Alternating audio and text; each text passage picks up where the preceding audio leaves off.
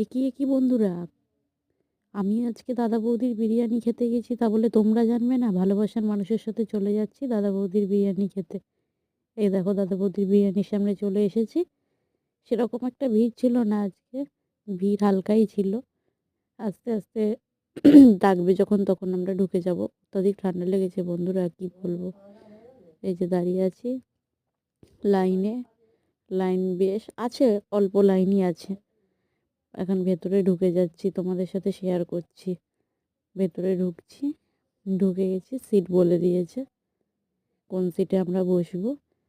Seat clear হয়ে গেছে, এখন আমরা চলেও এসেছি। আমি এখন যাব, হাতটা ধুতে যাব, দিয়ে আমি হাতটা ধুতে যাব, তোমাদেরকেও দেখাবো। যাচ্ছি বন্ধুরা।